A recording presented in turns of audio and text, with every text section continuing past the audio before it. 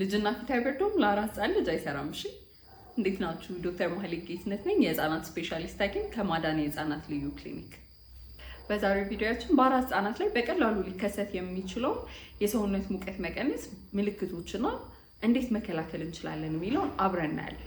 በመጀመሪያ ሃይፖተርሚያ ወይም የሰውነት ሙቀት መቀነስ ማለት የሰውነታቸው ሙቀት ከ36.5 ዲግሪ ሴልሺየስ በታች ሲሆን ማለት ነው።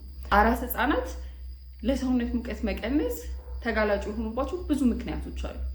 ከነዚህ ውስጥ ጥቂቱን ለመዘርዘር ያህል ሲበርዳቸው እንደኛ ሺቨር ማድረግ ወይም ደግሞ ጡንቻቸውን በማንቀጥቀጥ መሞቅ ስለማይችሉ፣ የሰውነታቸው ቆዳ በደንብ ስላልጠነከረ ገናና ብዙ ሙቀታቸውን በቆዳቸው በኩል ስለሚያጡ፣ ከጊዜ በፊት የተወለዱ ህፃናት ብራውን ፋት የምንለውን የሰውነታቸውን ሙቀት ለመቆጣጠር የሚረዳቸውን የስብ አይነት በበቂ ሁኔታ ስለሌላቸውና የጭንቅላታቸው ሙቀትን የሚቆጣጠረው ክፍል በደንብ ባለመዳበሩ ምክንያት ለሰውነት ሙቀት መቀነስ ተጋላጮች ናቸው። የሰውነት ሙቀት መቀነስ ምልክቶች ምንድን ናቸው? የእጆቻቸውና የእግሮቻቸው መቀዝቀዝና ጠቆር ማለት፣ የአተነፋፈሳቸው መቀነስ እንዲሁም መዛባት፣ የልብ ምታቸው መቀነስ፣ ጡት መሳብ አለመቻል እንዲሁም ደግሞ የንቃታቸውና የእንቅስቃሴያቸው መቀነስ፣ እነዚህ የሰውነት ሙቀት መቀነስ ምልክቶች ናቸው። ታዲያ አራስ ህጻናት የሰውነታቸው ሙቀት እንዳይቀንስ ምን ማድረግ አለብን? የመጀመሪያው የሚወለዱበትም ሆነ የሚቆዩበት ክፍል ሞቃታማ መሆኑን እርግጠኛ መሆን አለብን። ሲወለዱም ወዲያውኑ የምናደርቀው ሰውነታቸውን በዚህ ምክንያት ነው። ሁለተኛው ጭንቅላታቸውን፣ እግራቸውን እንዲሁም ሙሉ ሰውነታቸውን በደንብ የሚሸፍን ልብስ ማለትም ኮፍያ፣ ካልሲ፣ ልብስ እንዲሁም መጠቅለያ በደንብ ማልበስ። ሶስተኛው ማንኛውም አይነት እርጥበት ያለው የራሳቸውም ልብስ ሊሆን ይችላል፣ መኝታቸውም ሊሆን ይችላል፣ እርጥበት ያለው ነገር ካለ ቶሎ መቀየር ይኖርብናል።